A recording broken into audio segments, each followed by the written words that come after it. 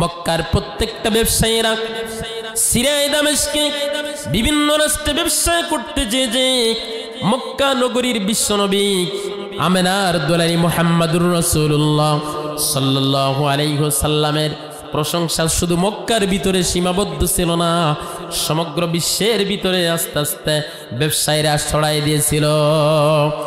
এত বিশাল প্রশংসা, এত বিশাল জনপ্রিয়তা, সকল জনপ্রিয়তার মুখে চুনকালি দিয়া আল্লাহর নবী সাল্লাল্লাহু আলাইহি ওয়াসাল্লাম বললেন, ও মক্কা নগরীর মানুষগুলি, তোমরা জেনে রাখো যে আল্লাহ রাব্বুল আলামিন আমাকে সৃষ্টি করেছেন, তোমাকেও সৃষ্টি করেছেন। যে আল্লাহর কাছে আমাকেও ফিরে যেতে হবে, তোমাকেও ফিরে যেতে হবে, সেই আল্লাহ রাব্বুল আলামিন আমার বয়স যখন 40 বছর হয়ে গেছে, আসমান থেকে একখানি কিতাব আমাকে নবী বানানো হয়েছে, কোরআনুল কারীম নামক একটা গ্রন্থ আমার উপরে নাজিল করা হয়েছে। সেই কিতাব প্রতিষ্ঠিত করবার জন্য শুধু আমার বংশ নয়, শুধু মক্কা নগরী নয়, তাম পৃথিবীর ভিতরে যদি আমার সমগ্র জনপ্রিয়তাগুলি ধুলাই মলিন হয়ে যায়, আমি মহান রব্বুল আলামিনের কাছে কৃতজ্ঞতা প্রকাশ করতে পারবো যে তোমার দিনকে প্রতিষ্ঠিত করবার জন্য আমার সকল জনপ্রিয়তাগুলো তোমার জন্য বিসর্জন দিয়ে দিয়েছি। আল্লাহু আকবার।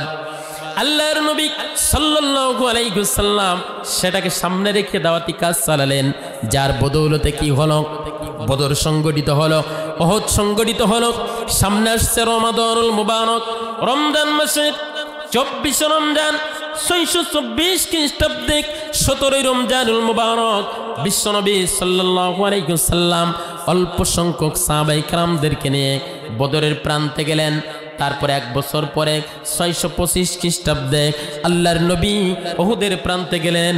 বিশ্বনবী জানতেন আমার জনসংখ্যা কম, আমি যদি এখন কোরআনের পক্ষ নিয়ে আমার দলবল পুরা মক্কা নগরীর মানুষের বিপক্ষে আমি দাঁড়িয়ে যাই, হতে পারে আমার দলের সামান্যতম জনসংখ্যাগুলি নিঃশেষ হয়ে যেতে পারে।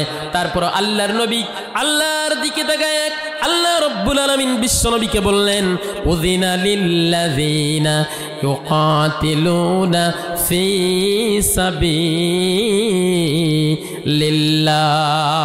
আল্লাহু আকবার। নবী, হ্যাঁ, আপনাকে আমি অর্ডার করছি, আল্লাহর রাস্তা আমি আল্লাহ রাব্বুল আলামিনের জন্য কোরআন প্রতিষ্ঠার জন্য আপনি নেমে যান, সাহায্য করবার জন্য।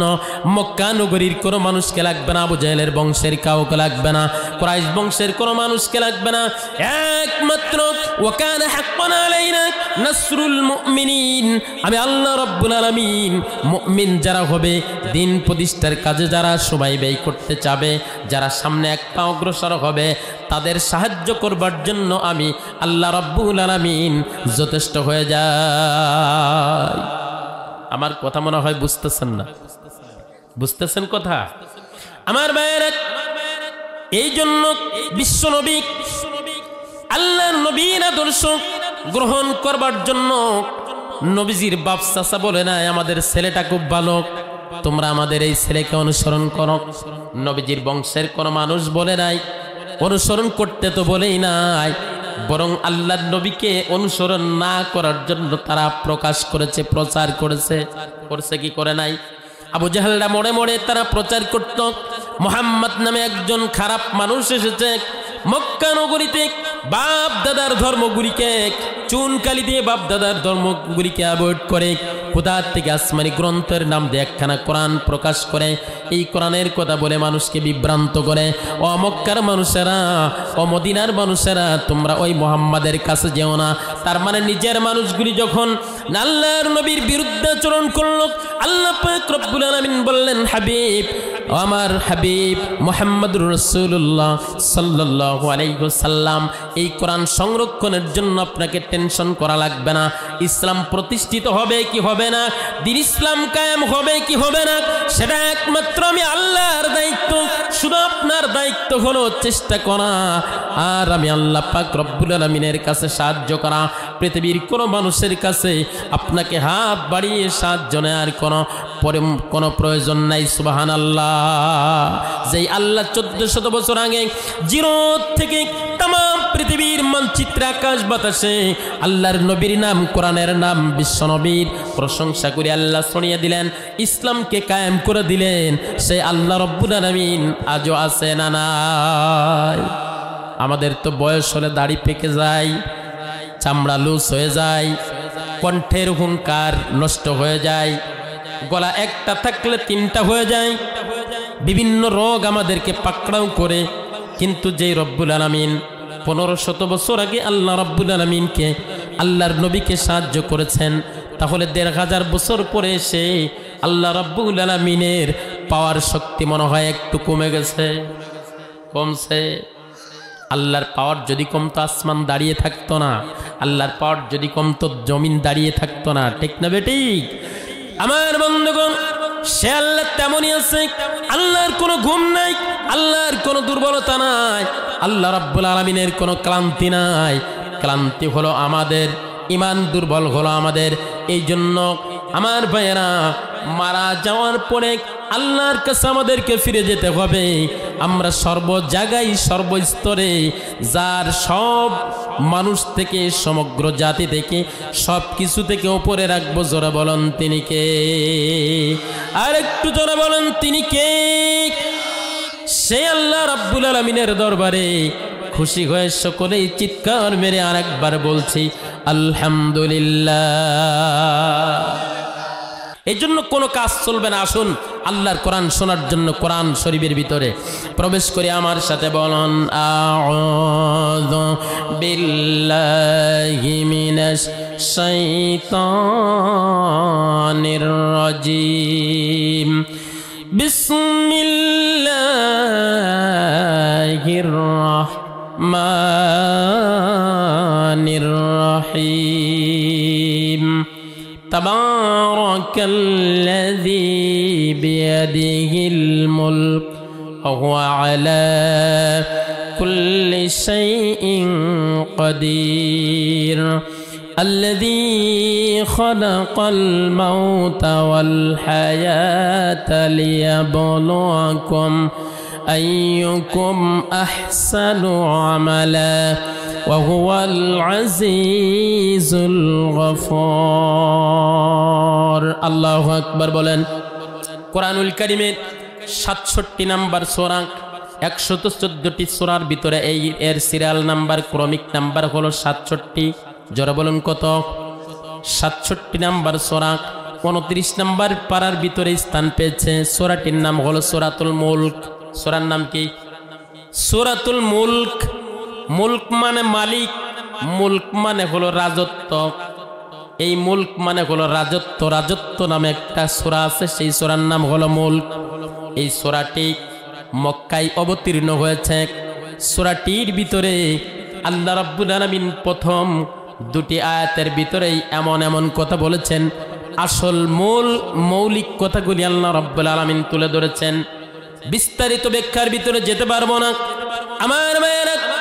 আল্লাহ রাব্বুল আলামিন এই সূরাতুল মুলকের ভিতরে যতগুলি আয়াত নাজিল করেছেন, প্রথম আয়াতের ভিতরে আল্লাহ রাব্বুল আলামিন নিজের পরিচয় দিয়েছেন। কার পরিচয়? নিজের পরিচয় দিয়েছেন। আল্লাহ রাব্বুল আলামিন বলেন তাবারাকাল্লাযী বিয়াদিহিল মুলক। ও পৃথিবীর মানুষ, তোমরা জেনে রাখো, মহা মহিমান্বিত শ্রেষ্ঠত্ব সবকিছু হলো আমি আল্লাহর। বিয়াদিহিল মুলক, বিয়াদি মানে হাত, বিয়াদিহিল মুলক, মুলক মানে হলো রাজত্ব। আসমান এবং জমিনের সকল রাজত্ব যার হাতে। জোরে বলুন তিনি কে? আল্লাহ সে কথাই বলছে, আমি হলাম সে আল্লাহ, মহিমান্বিত বরকতময় আল্লাহ রাব্বুল আলামিন।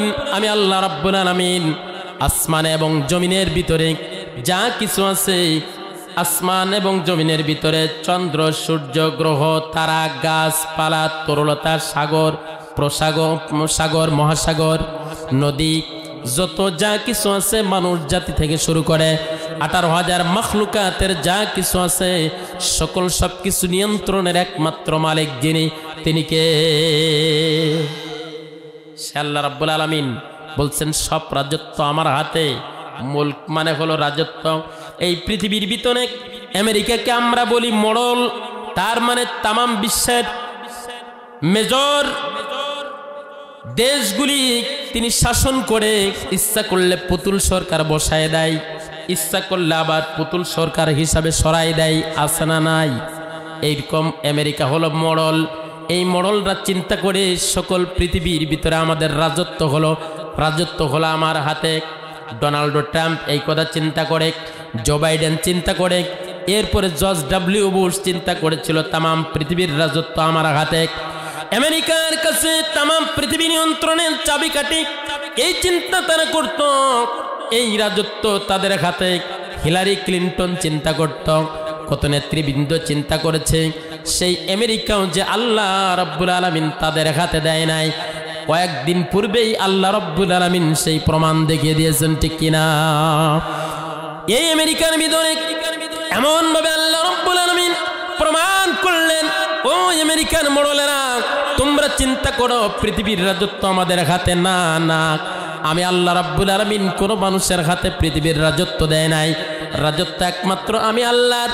200 বিমান, এরপরে হেলিকপ্টার, এরপরে যত আগুন নিবানো ফায়ার সার্ভিসের যানবাহন গাড়িগুলি রয়েছে, আগুন নিবানোর গাড়িগুলি ব্যবহার করা হয়েছে। আপনারা প্রত্যেকেই নেটে দেখেছেন, টেলিভিশনে দেখেছেন, সব কিছু অপারগ হয়ে গেছে, কোনোটার দ্বারা সম্ভব হয় নাই আগুন নিয়ন্ত্রণ করার জন্য। এই আগুনটা কারা ধরাছে একটু আইডিয়া করে বলুন তো? রাজাকারেরা, ঠিক কিনা? আমেরিকা গবেষণা করে পায় নাই কোথা থেকে আগুন আসছে। এখানে কোনো আগুন ধরার কোনো ব্যবস্থা নাই, কোনো কাঁচামাল নাই।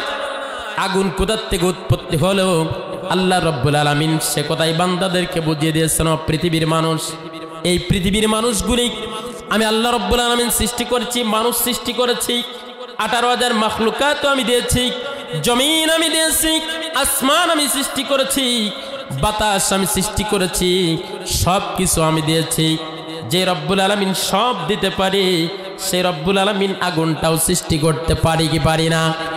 হাজার হাজার বছর পূর্বে আমাদের জাতির পিতা ইব্রাহিম আলাইহিস সালাতু ওয়াস সালামকে যখন আগুনে ফেলল, আগুন আল্লাহর কথা শুনেছে না নমরুদের কথা শুনেছে?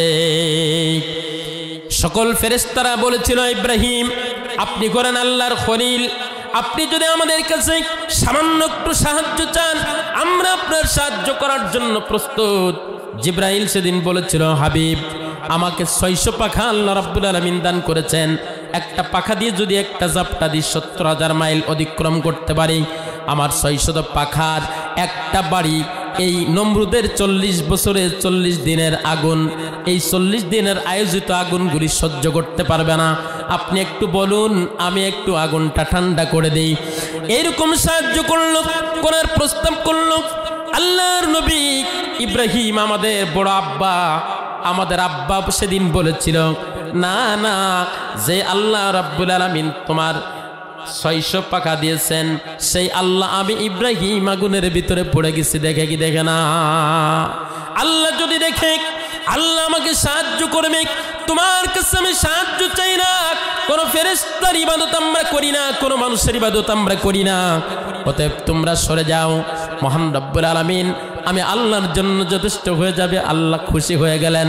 আল্লাহ বলেন, ইব্রাহিম রে, পরীক্ষায় যখন 100 পেয়ে পাস করে গেছো, আমি রব্বুল আলামিন কোরআন দিয়েছে কথায় আল্লাহ রব্বুল আলামিন জানিয়ে দিয়েছেন, হাবিব আপনার হাজার হাজার বছর পূর্বে ইমানের দৃঢ়তার প্রমাণ দিয়েছিলেন ইব্রাহিম, আপনি চিন্তা করে দেখেন তাকে আমি কিভাবে সাহায্য করেছিলাম। আল্লাহ বলেন, বারদাও ওয়া সালামান আলা ইব্রাহিম। আল্লাহু আকবার। আমার ভাইয়েরা, এই জন্য যে আগুনগুলি ইব্রাহিম আলাইহিস সালাতু ওয়াস সালামের একটা পশম পোড়াইতে সক্ষম হয় নাই, সে আগুন আজকে বিশ্বের মডেল দেশ আমেরিকাকে ছারখার করে দিচ্ছে। ঠিক না বে ঠিক? লস অ্যাঞ্জেলসের শত শত বাড়িঘর দরজাগুলি, একটা খবরে দেখলাম 1.5 লক্ষ বাড়ি পুড়ে ছাই হয়ে গেছে। এই আগুন নিয়ন্ত্রণ করার মতো তাদের কাছে কোনো প্রযুক্তি আর অবশিষ্ট নাই। সুবহানাল্লাহ। এই যে আযাব গজব যিনি দিতে পারেন তিনি কে? মুসলমানদের করোনা ভাইরাস এসে কত মানুষের ঈমান কেড়ে নিয়েছে। ডাক্তারের থিওরি ছাড়া সন্তানকে চলতে দেয় নাই, ডাক্তারের পরামর্শ ছাড়া সন্তানকে চলতে দেয় নাই, নিজেও চলে নাই, আত্মীয়তাও করে নাই, মেহমানদারি করে নাই, বাড়ির বাইরের কোনো মানুষকে ঢুকতে দেয় নাই, দূরত্ব বজায় রেখে চলেছে, মসজিদে যায় নাই। এই মানুষগুলি করোনা হয়ে মারা গেছে, চলে গেছে।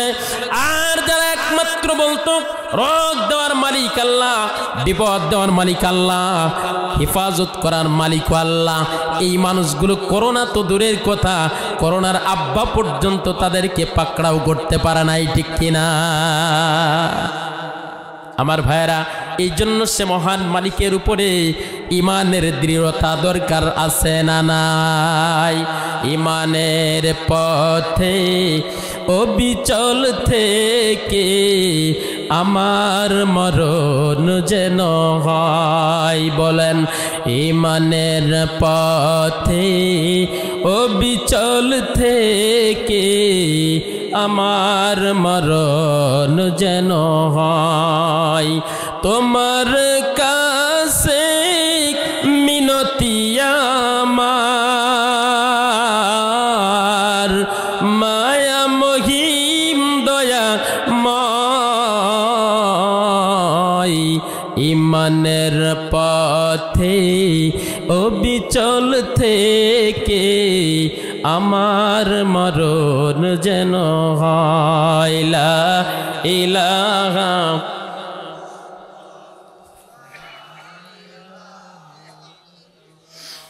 জোরে লা ইলাহা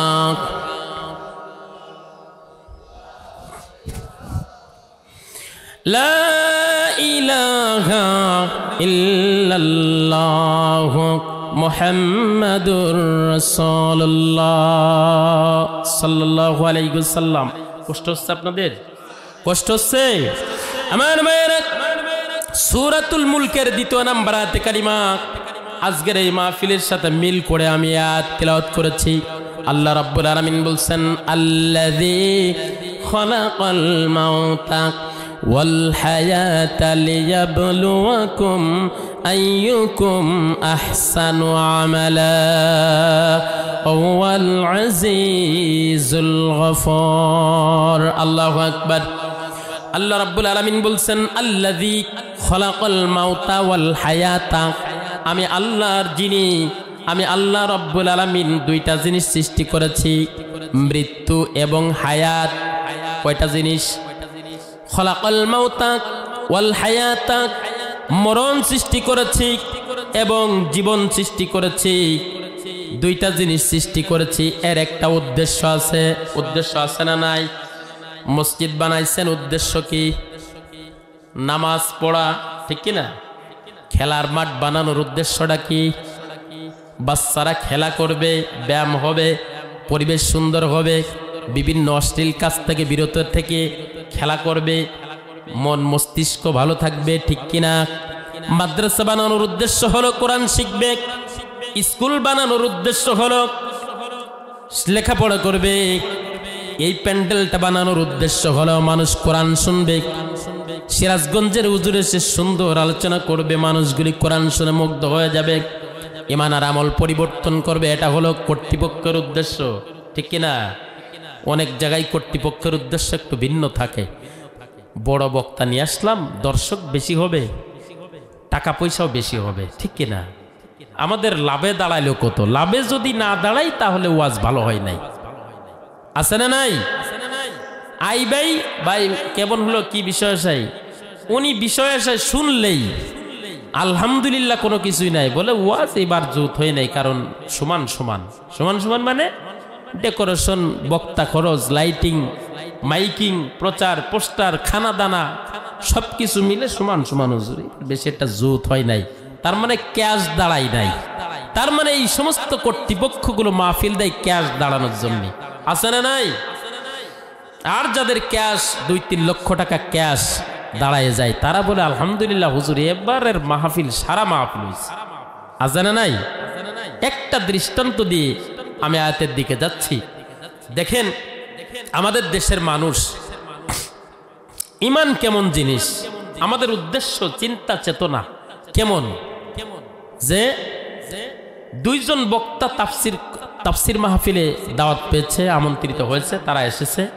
একজন হুবহু কোরআন থেকে কথা বলছে, তার ভিতরে সুর সার একটু কম, তার ফেস কাটিং, উচ্চতা, গায়ে গোস্ত আমাদের মতো না, একটু কম, এর নজরে বাঁধে না, কিন্তু কোরআন থেকে কথা বলছে, সুর নাই।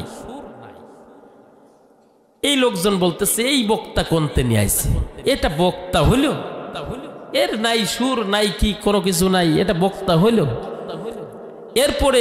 তারপরে যে বক্তা মনে করেন আর কিছু থাকার না থাক, সুরে মাথায় ফেলছে, এরপরে কিছু কৌতুক, কিছু নাটক, কিছু বিভিন্ন হাসির খোরাক দিয়ে দিয়ে মানুষকে, মানুষের মন মস্তিষ্ককে করে একবারে ইস্তারি করে ফেলাইছে। মানুষে কয় এইটাই তো কঠিন বক্তা, সারা বক্তা। তার মানে যে কোরআন থেকে কথা বললো তারা বলছে বক্তা জাতি না, আর যে কোরআনের কাছেই গেল না, দুনিয়ার বিভিন্ন উফাও কথা বলে সময় কাটাই ফেললো, মানুষকে হাসাইলো, কান্দাইলো, কত কিছু করলো, এই বক্তারে কয় এই এলো আসল বক্তা। ঠিক কিনা? আমরা হলো বাঙালি জাতি, মার থেকে মাসিমার মূল্যায়ন করি বেশি, মার খাবার দিননি কিন্তু শাশুড়ির সাজগোজ করে নিয়ে মক্কায় যাওয়া পার্টি আমরা। ঠিক না বেটি? এই জন্য আসল জিনিস চিনতে হবে। রাজি আছেন তো সবাই? কিয়ামতের দিন অসংখ্য জীবন দিয়া, আল্লাহর নবী বলছেন আমার যুগে গলা কেটে জীবন দেয়া যত সহজ, শেষ জামানায় আখেরি জামানার উম্মতদের নখ কাটা তার থেকে বেশি কঠিন হবে। হাদিস। আমার যুগে সাহাবাই কেরাম, তোমাদের ইমান এত মজবুত হয়ে গেছে যে আমার যুগে, আমার শাসন আমলে জীবন দিয়ে দিবা, গলা কেটে ফেলবা, যুদ্ধের ময়দানে অকাতরে জীবন দিয়ে দিবা, এটা তোমাদের কাছে যতটুকু কঠিন তার থেকে 1000 গুণ বেশি কঠিন হবে আখেরি জামানার উম্মতদের নখ কাটা। সাহাবাই কেরাম জিজ্ঞাসা করলে ইয়া রাসূলুল্লাহ, এত কঠিন কথা আমরা তো বুঝতে পারলাম না, এটা কেমন? আল্লাহর নবী সাল্লাল্লাহু আলাইহি ওয়াসাল্লাম 1500 বছর পূর্বে যেটা বলে গিয়েছেন এটা সত্য না মিথ্যা? এমন কিছু মডার্ন নারীরা আছে, আমাদের মেয়েরা আছে, 10,000 টাকা দিবেন, প্রহার করবেন, আঘাত করবেন, হাতের নখ রেখেছে 2 ইঞ্চি, এই নখটা বন্ধু বান্ধবের দেখাবে, 5 মেশালি সাজে সাজাবে, সুন্দর করে হাতের চাড়া নখ সুন্দর করে সাজানোর জন্য, প্রদর্শনের জন্য এই নখটারে এত ভালোবাসে। 10-20 হাজার টাকাও তার কাছে মূল্যহীন, কিন্তু তার নখটা তার কাছে মহামূল্যবান। এই যুগ আসছে কি আসে না? নাই মনে হয় অনেকের কেনি আঙ্গুলের নখ এত বড়। এই জন্য আল্লাহ নবীর কথার সাথে মিলছে, নখ কাটতেই চাবে না। ওই যুগে কোনো বান্দা যদি আমার সাহাবায়ে কেরাম যুদ্ধের ময়দানে তোমার অকাতরে জীবন দিয়ে দাও, আর সেই যুগে কোনো সাহাবা, কোনো বন্দুক, কোনো আমার উম্মতেরা যদি ইসলামের একটা সুন্নাতকে আঁকড়ে ধরার জন্য চেষ্টা করে, ওই একটা সুন্নাত মহব্বত করবার কারণে বদর, উহুদ, খন্দকের সাহাবায়ে কেরামদের সাথে তারা জান্নাতে প্রবেশ করবে। সুবহানাল্লাহ।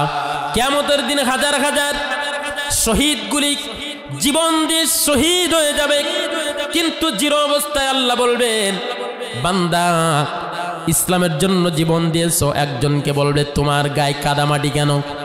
এ ব্যক্তি চিৎকার দিয়ে বলবে রব্বুল আলামিন আমার গায়ে কাদামাটি এই জন্য, ইসলাম প্রতিষ্ঠিত করবার জন্য রাজপথে হুঙ্কার দেওয়ার প্রয়োজন ছিল।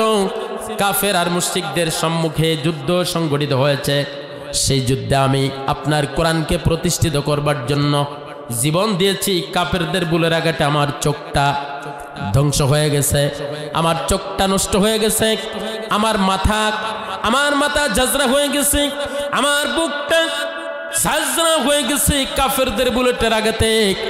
এই জন্য আমাকে শহীদ হিসাবে ওইভাবে কাফন দাফন করা হয়েছে। এই জন্য সেই রক্ত মাখা মাটি আল্লাহ পাক রব্বুল আলামিন সেদিন জিগাবেন তোমার পাশের কবর থেকে উঠেছে সুন্দর সাদা কাপড় পরা, আতর সুরমা মাখা, সুন্দর পরিষ্কার শরীর নিয়ে উঠেছে, তোমার শরীরে এই অবস্থা কেন?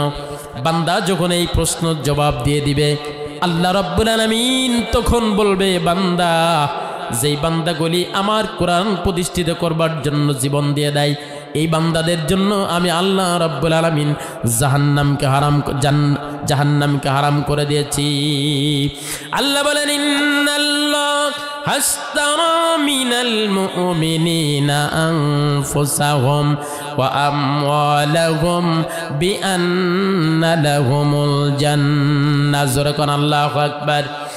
দুই শ্রেণীর মানুষের কাছে জান্নাতকে আমি আল্লাহ রাব্বুল আলামিন বিক্রয় করে দিয়েছি। এক শ্রেণীর মানুষ হলো ইসলামের জন্য জীবন দিয়ে দিবে, প্রয়োজন হলে কোনো প্রকার কার্পণ্য করবে না। আর এক শ্রেণীর মানুষ হলো ইসলামের জন্য কোনো যদি অর্থ বিত্ত টাকা পয়সার প্রয়োজন হয় সেটাও দিয়ে দিবে, কোনো কার্পণ্য করবে না। তবে আপনারা চিন্তা করেন না, আজকের কালেকশনের দায়িত্ব কিন্তু আমার না, আজকে এই বোঝাটা অন্যরা দিয়ে দিয়েছি। খুশি তো আপনারা?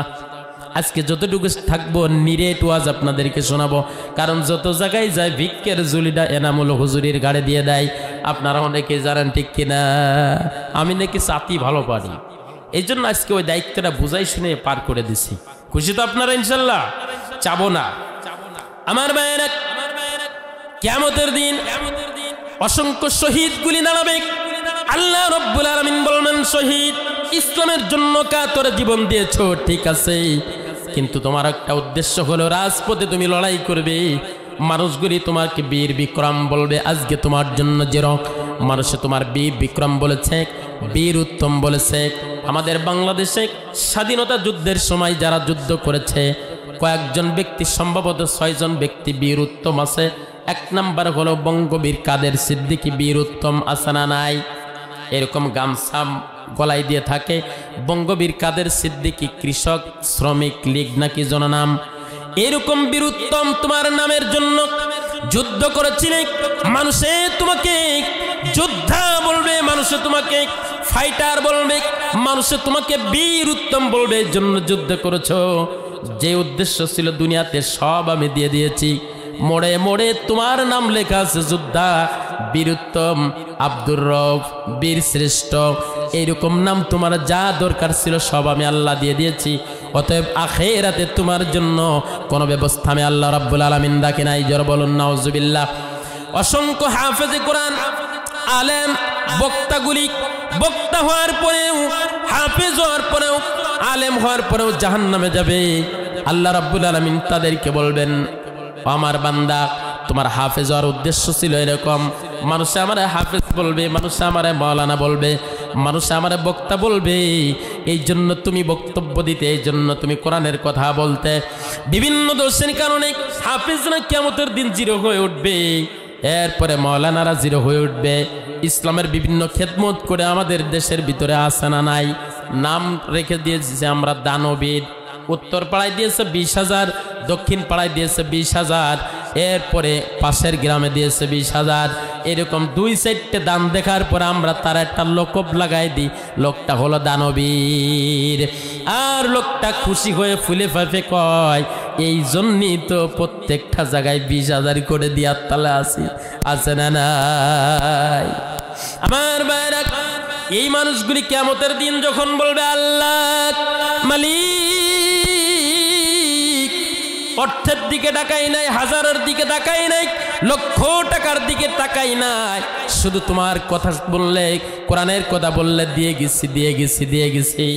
আল্লাহ বলবেন, ঠিক আছে, তোমার নামও হয়েছে দানবীর, তুমি ছেলে বিভিন্ন জায়গার উপরে উপর পোস্টে, এই জন্য যার জন্য দান করেছো সেটা দুনিয়াতে শেষ।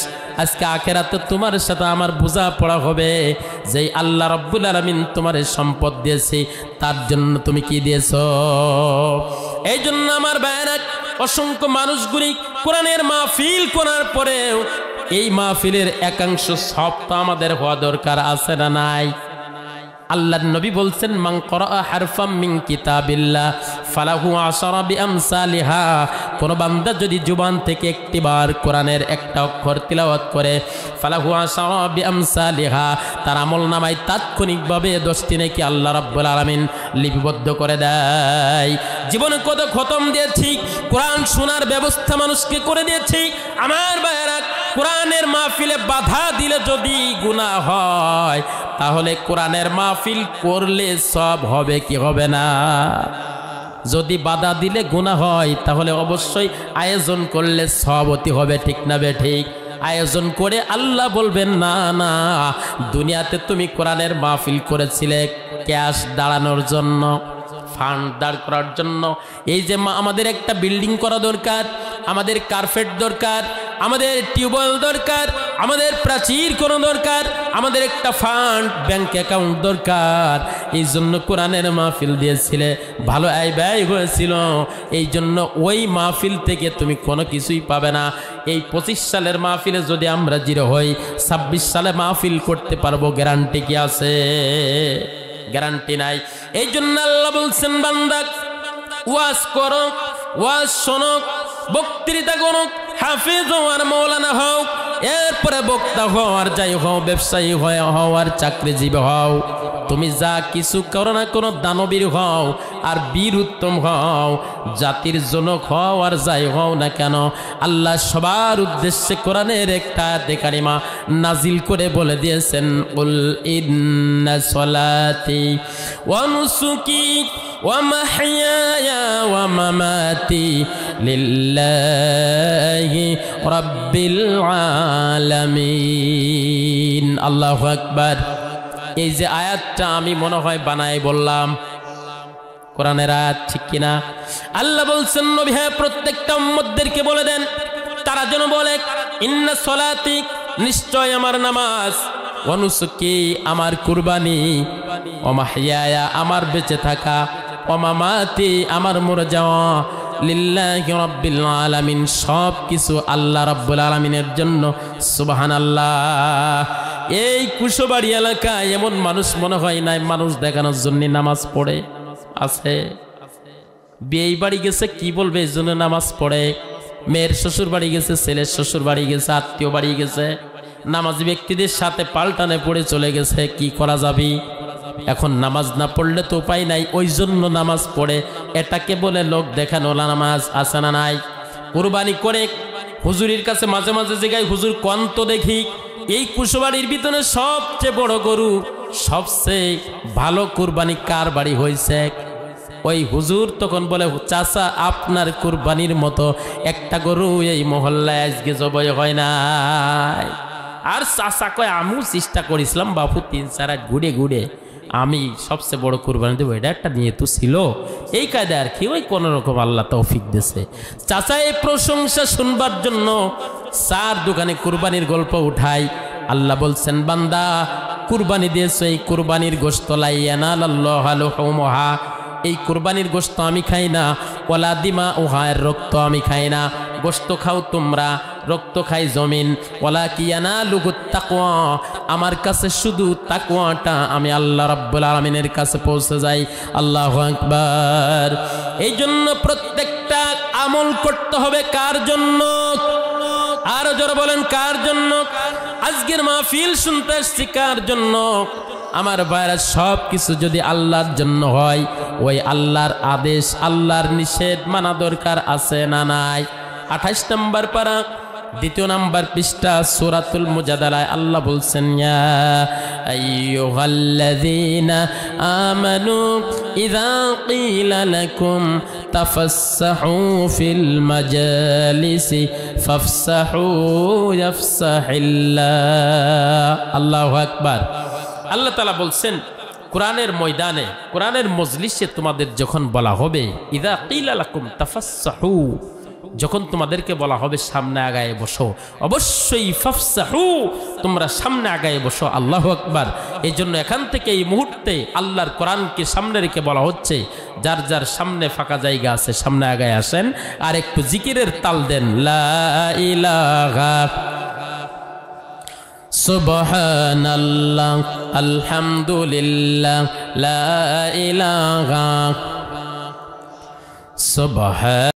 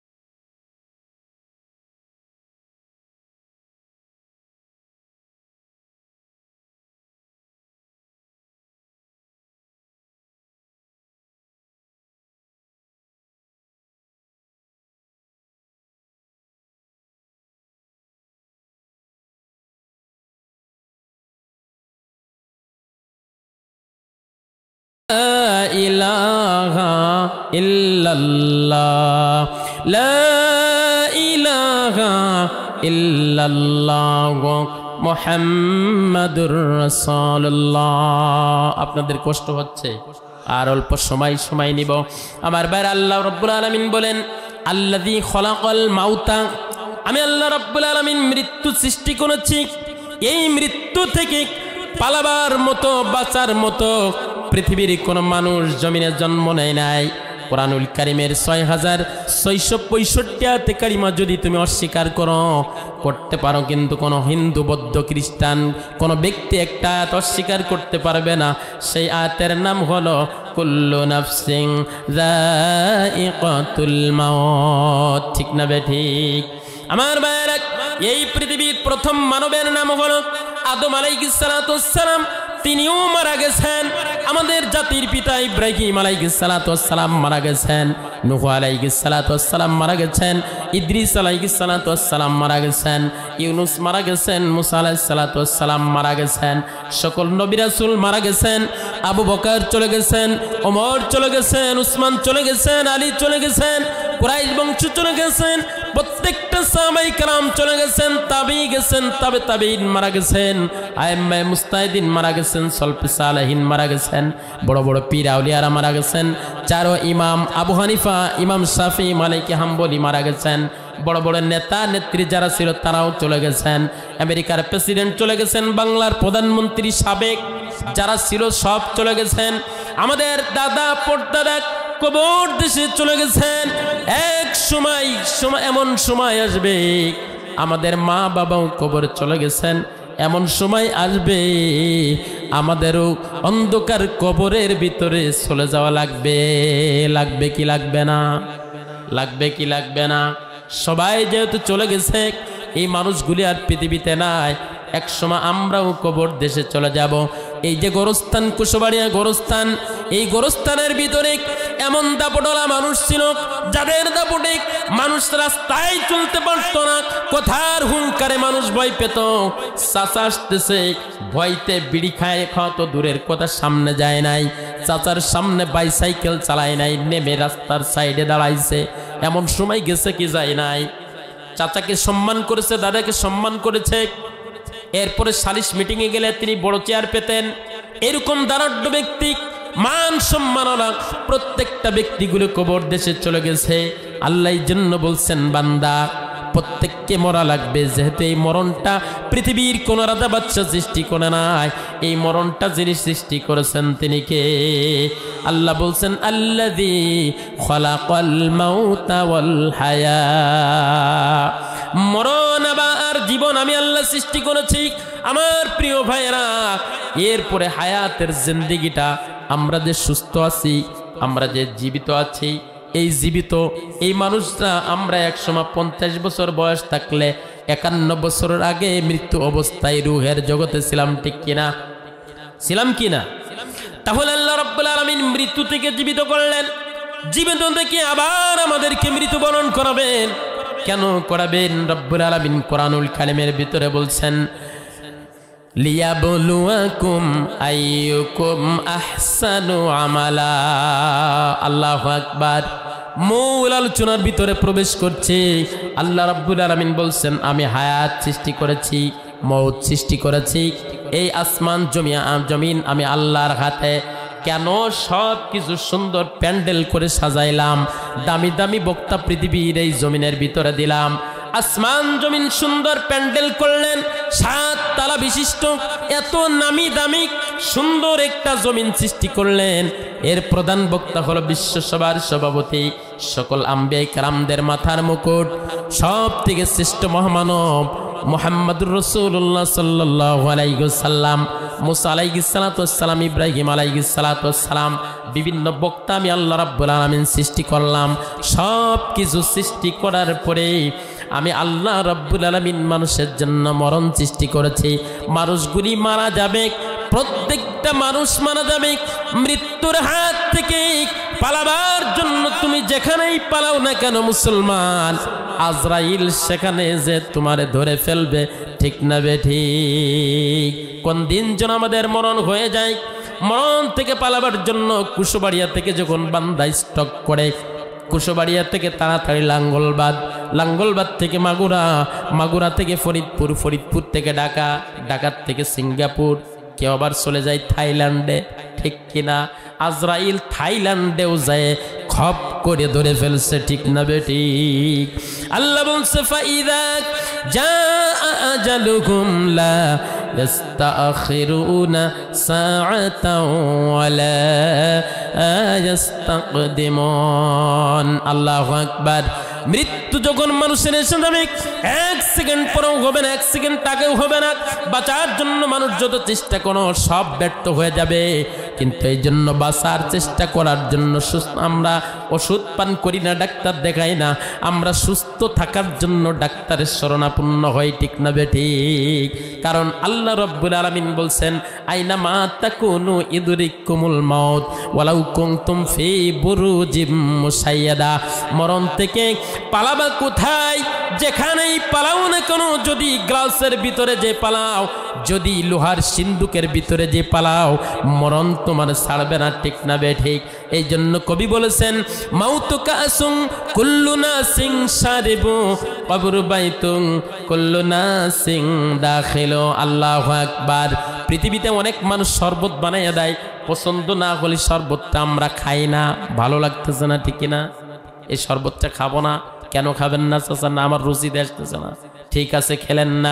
কিন্তু আল্লাহ নবী, কবি বলেছেন, বিশ্ব নবী এবং আল্লাহর কথা একত্রিত করে কবি সুন্দর করে বলেছেন মাউতুকা আসুং কুল্লু নাসিং শারিবু। মরণ এমন একটি শরবত, যেই শরবত ভালো লাগতেছে না খাবো না। মৃত্যু এমন শরবত নাই, ভালো লাগুক আর খারাপ লাগুক প্রত্যেকের পান করা লাগবেই লাগবে, ঠিক না বেঠিক? আরো জোরে বলুন, ঠিক কিনা? কবরু বাইতুম কুল্লু নাসিং দাখিলু। আল্লাহ রাব্বুল আলামিন যেই মরণ সৃষ্টি করেছেন, মৃত্যুর পর আমাদেরকে কবর দেশে শুয়ে থাকা লাগে। বিভিন্ন মানুষ আত্মীয় বাড়ি যে বলে আমার বিভিন্ন জায়গায়, অন্য জায়গায় ঘুম হয় না, কোনো জায়গায় ঘুম হয় না বাড়ির বিছান ছাড়া। ঘুমলেন না, বসে থাকলেন, আত্মীয় বাড়ি, ওই ওসিলা দিয়ে আত্মীয় বাড়ি থাকেন না, চলে আসেন। জেনে শুনে ঘুমাতে পারি না, তাড়াতাড়ি রান্ধো, খাইয়ে দিয়ে তাড়াতাড়ি বাড়ি চলে যা, আমার একটু মাফ করবা, আমি রাত যাপন করতে পারবো না। কিন্তু কবর এমন একটি ঘর, যেই ঘরের ভিতরে ভালো লাগছে না, শোবো না। তোমার যদি বর্ষাকালে মরণ হয়ে যায় মুসলমান, বর্ষাকালে মরণ ঘরে তোমার পানির উপরে শোয়া লাগবে। আর যদি এই কনকনে শীতের ভিতরে মরণ হয়ে যায়, তোমার ঠান্ডা জায়গায় শুয়ে থাকা লাগবে, ঠিক না বেঠিক? এই জন্য মরণ থেকে পালাবার মতো ক্ষমতা কি আমাদের আছে? আমাদের নির্দিষ্ট কিছু দিনের জন্য আল্লাহ রাব্বুল আলামিন পৃথিবীতে পাঠিয়েছেন। আবার আমরা যার কাছে ফিরে যাব, তিনি কে? তোমার গুনাহ দিন ফুরাইয়া যাবে,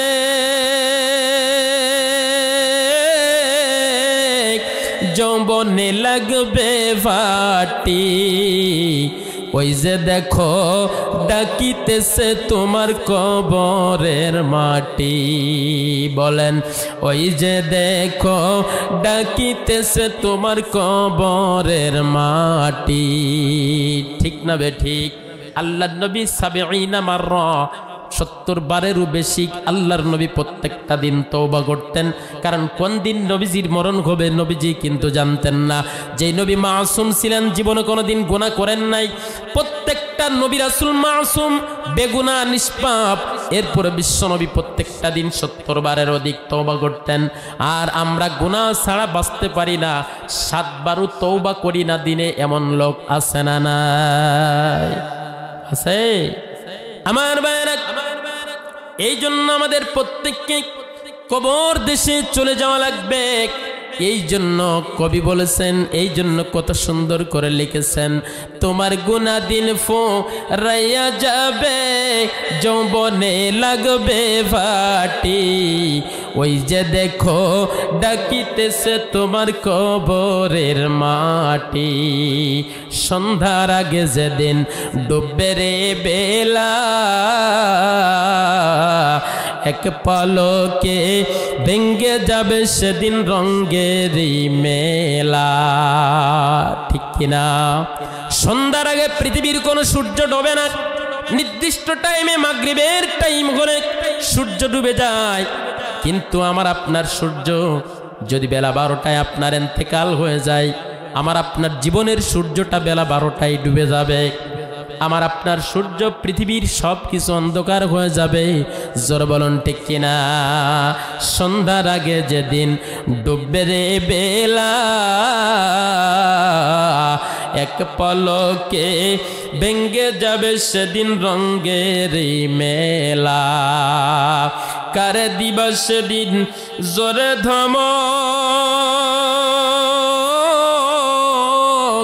কারে দিবস দিন জোরে ধমক, কার মাথায় ভাঙবা লাঠি, ওই যে দেখো ডাকিতেছে তোমার কবরের মাটি। ঠিক না বে ঠিক? নেতার জন্য, দলের জন্য, সমাজের মানুষের মাথার উপরে লাঠি ধরা মানুষ আমাদের সমাজে আছে না নাই? পূর্বেও ছিল, এখনো আছে। ঢাল সড়কিগুলো কোনো হিন্দুকে মারার জন্য হয় নাই, কোনো অন্য প্রজাতিকে মারার জন্য হয় নাই। এই যে যাদের ঘরে ঢাল আর সড়কি আছে, এই ঢাল সড়কিগুলো কাজিয়ে করার জন্য। ঠিক না বেঠি? ঢাল সড়কি কিসের জন্য? যেদিন আমি মারা যাব এই ঢাল সড়কিগুলো সাক্ষী দেবে। কিয়ামতের দিন বান্দা যখন বলবে, রব্বুল আলামিন, আমি আমাদের মহল্লার ভিতরে একজন নামি দামি মানুষ ছিলাম, সবাই আমার সম্মান করতো, ইজ্জত করতো, 5 ওয়াক্ত নামাজে যেতাম, মসজিদে সাদা দিতাম, ওয়াজ মাহফিলের আগে থাকতাম। আয় রব্বুল আলামিন, এই সমস্ত পাপের কাজ তো আমি আল্লাহ রব্বুল আলামিন আমি বান্দা করি নাই। আল্লাহ রব্বুল আলামিন বলবেন, বান্দা পৃথিবীতে টাকা লেনদেনের সময় রেকর্ড করে রাখতে আছে না নাই? টাকা লেনদেনের সময় অনেকে কল রেকর্ড করে রাখে। কয় রেকর্ড আছে? তুমি এই কথা বলছো কি বলো নাই? রেকর্ড আছে। ও বান্দা, পৃথিবীর মানুষ যদি কোনো ডকুমেন্টস রাখার জন্য রেকর্ড করে রাখতে পারে, আমি আল্লাহ রাব্বুল আলামিন তোমার ডান কাতে একজন রেকর্ডার সেটিং করে দিয়েছি, বাম কাতে একজন রেকর্ডার সেটিং করে দিয়েছি। পৃথিবীর মানুষগুলি রেকর্ডিংয়ে বিশ্বাস করতে পারে না, কণ্ঠ নকল করা যেতে পারে। এই জন্য ভিডিও করে, এই ভিডিওর যে সুন্দর পাওয়ার বান্দা তৈরি করেছে, 2টা পাওয়ার দিয়ে ভিডিও তৈরি করেছে। যে ক্যামেরার একটা লেন্স, এর 2টা পাওয়ার আছে। একটা হলো জুমিং পাওয়ার, দূরের জিনিস টেনে কাছে নিয়ে এসে বড় করে দেখা যায়। ঠিক কিনা? জুমিং পাওয়ার বলা হয়। আরেকটা হলো মেগা পিকচার, 2 ঘন্টা, 5 ঘন্টা, 10 ঘন্টা, 20 ঘন্টার রেকর্ডগুলি ও ধারণ করে রাখতে পারে, এটাকে বলে জুমিং পাওয়ার। 2টা বৈশিষ্ট্য দিয়ে ক্যামেরা আবিষ্কার করা হয়েছে। আমার ভাইয়ের, আল্লাহ রাব্বুল আলামিন বলেন, বান্দা ডান কাদের ফেরেশতা তোমার প্রত্যেকটা নেকি লেখার জন্য এমন একটা পাওয়ার দিয়ে আমি আল্লাহ রাব্বুল আলামিন তোমার কাদের ভিতরে বসাই দিয়েছিলাম।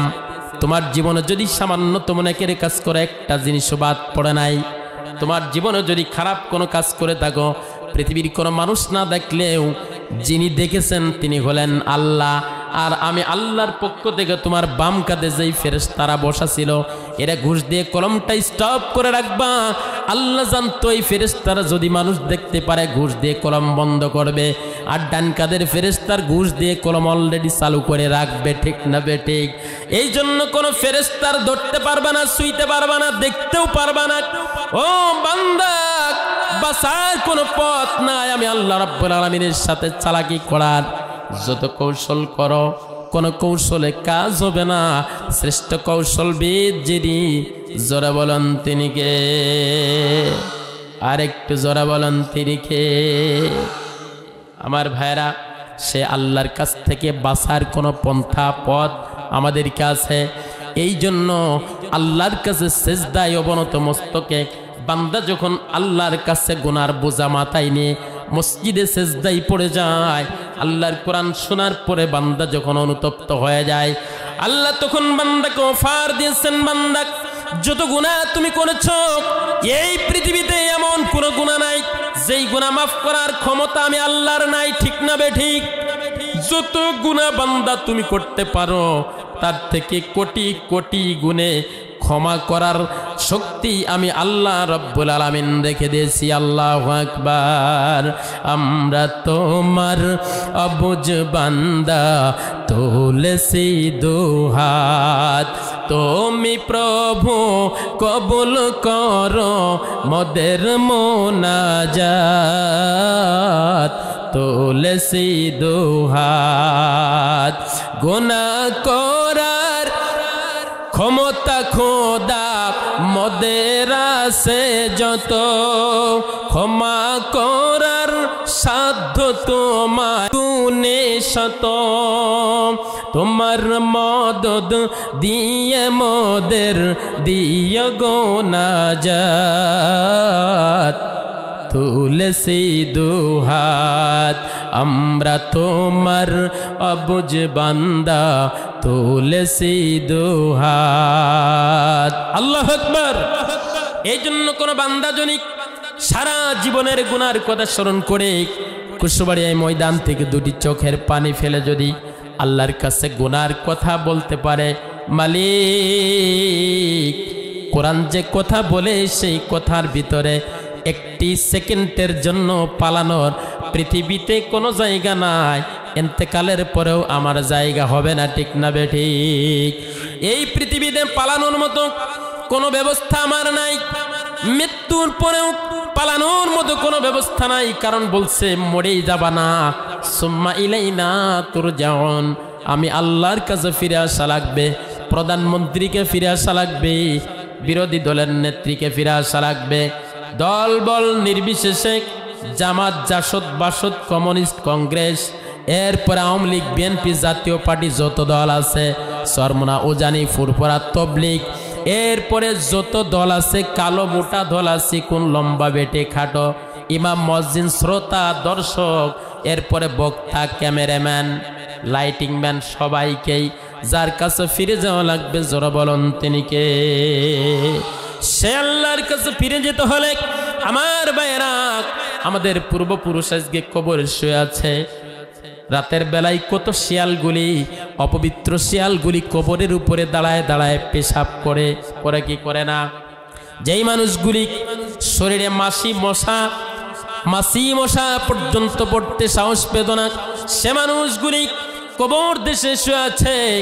গভীর রজনীতে একটু কবরের পাশে যাবেন, হাট বাজার আমরা গুম গুম আওয়াজ করি, কত মানুষের কোলাহলের ভিতরে আমরা তাকে নিস্তব্ধটাকে কেমন এটাকে আমরা অনুভব করি না।